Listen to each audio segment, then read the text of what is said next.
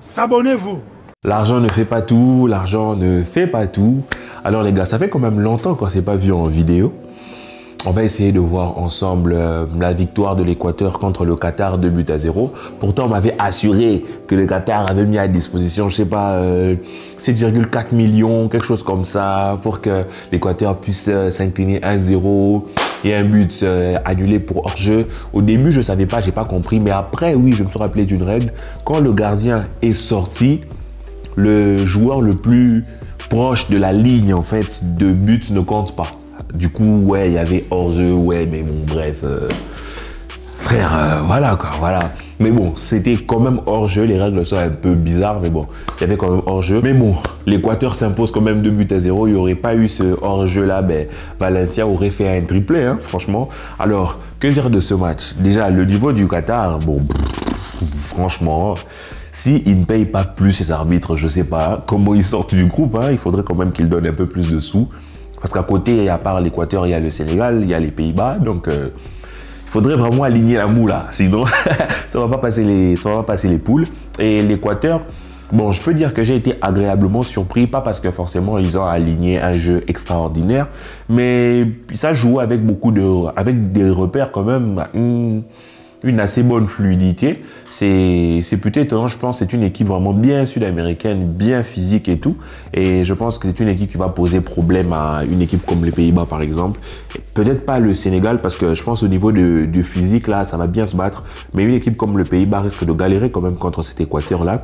Mais on a vu des joueurs bien en forme, des joueurs qui ont envie et des joueurs qui jouent avec leur force, hein, qui ne développent pas un jeu qui n'est pas le leur. Ils jouent comme ils le peuvent, ils jouent comme ils le savent. Il y a aussi le très très dur Valencia là qui a mis un doublé. Il est dur le boug, on lui a fait un tacle. Normalement ce tacle là, c'est les croisés et tout, genre, mais non.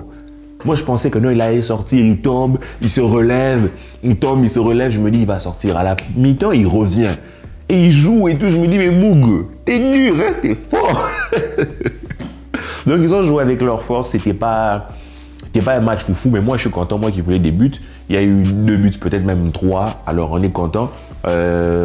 J'espère que ça va continuer comme ça. C'était le match d'ouverture. Bon, moi j'ai pas pu suivre l'ouverture, comment ça s'est passé, patati patata, mais j'ai été quand même content de voir certaines images, des belles images. D'un point de vue logistique, quand même, ils ont bien fait les choses, hein. Il y a les sous, il y a la moula, en plein désert, et ils ont fait des très très belles choses. Mais bon, sur le terrain, c'est ça qui nous importe le plus. Alors, déjà, quand moi j'ai vu le but annulé, j'ai crié au scandale direct. C'est vrai que j'étais pressé, c'était gratuit, c'était vite fait. Mais dès que j'ai vu ça, je me suis dit, c'est pas possible. C'est pas possible, ils ont payé ou quoi? Genre, c'est pas possible. Et franchement, avec tous ceux qui tombent sur le Qatar, toutes les rumeurs qui tombent sur le Qatar, en termes de corruption, patati patata, engager ceci pour cela et tout, franchement, je me disais, ce match, franchement, c'était un match calculé, tu vois. Mais après, quand les buts sont arrivés, je me suis dit enfin, parce que tout ce que j'espère pour cette Coupe du Monde, c'est que ça soit pas des trucs truqués et tout. On a besoin du foot, on a besoin des intentions, on a besoin du risque. Alors, comme première journée, c'était ce que c'était pas un mauvais, c'était pas, en tout cas dans l'entrée, dans l'entame, moi je donnerais bien un 7 sur 10. Alors on espère que les prochains matchs vont être plaisants, qu'il y aura beaucoup plus d'adversité en face bien sûr, pour que l'on ait 2 équipes qui se battent, quoi. Tu vois, déjà Pays-Bas, Sénégal et tout, on va voir des choses qui vont nous donner envie. Malheureusement, il n'y a pas Sadio Mané, mais je pense que ça va être une très très belle confrontation. Parce que là, comme je vous ai dit, moi, je veux kiffer. Je ne suis pas là pour suivre genre une équipe qui écrase une autre. Non, je veux voir du foot, je veux voir des centres, je veux voir des coups de tête, des coups francs, des retournées acrobatiques. Je veux que ça parte dans tous les sens. Déjà, j'en profite pour vous rappeler que avant le match, j'étais en live. Alors, il y en avait quelques-uns qui étaient avec moi en live. Merci d'être là. Et je serai de temps en temps en live dans la semaine pendant cette période de Coupe du Monde, hein, vous savez. À chaque fois qu'il y aura un match, j'essaierai d'être en live avant le match, bien sûr, quand je pourrai. Et à chaque fois que je ne pourrai pas suivre un match, je serai en live quand même. On essaiera de voir quelques extraits, quelques buts. J'espère que vous serez là, qu'on sera très très nombreux, que l'on pourra suivre ça ensemble. Et que bien sûr, tout ceci vous plaira. Alors, comme on l'a dit, comme je vous l'ai dit, l'équipe du Qatar vraiment est assez faible en vrai. Moi qui pensais qu'il n'y avait pas d'équipe un peu en dessous, je l'ai trouvé assez faible avec des choix individuel au niveau des joueurs. Les joueurs ont fait des choix bizarres.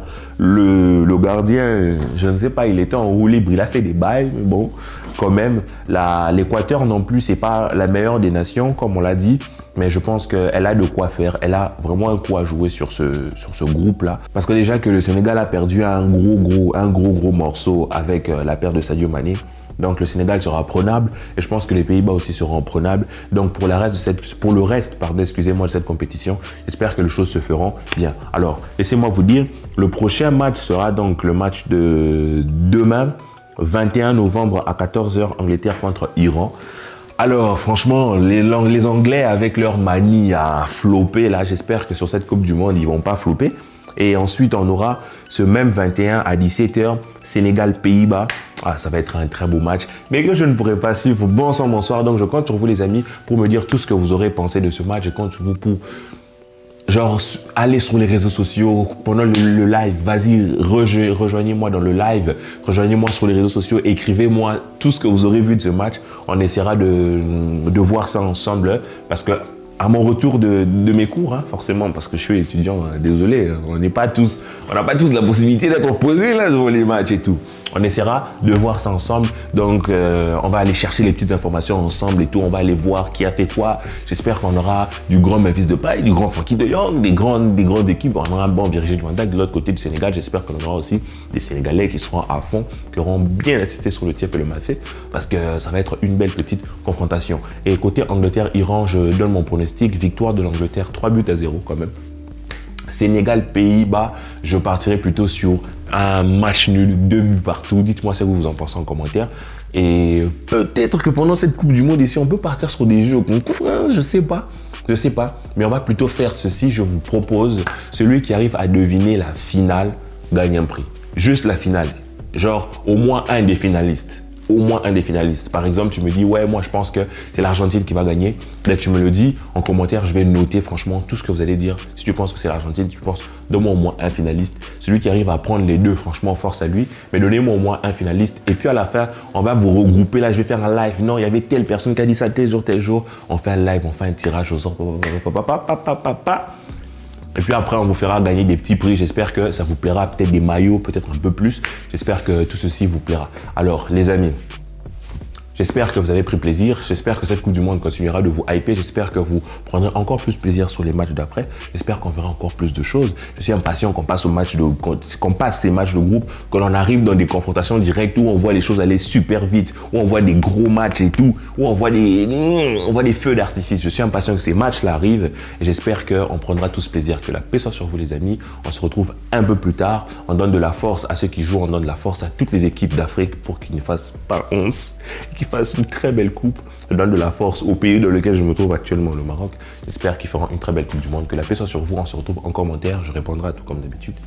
Et ciao.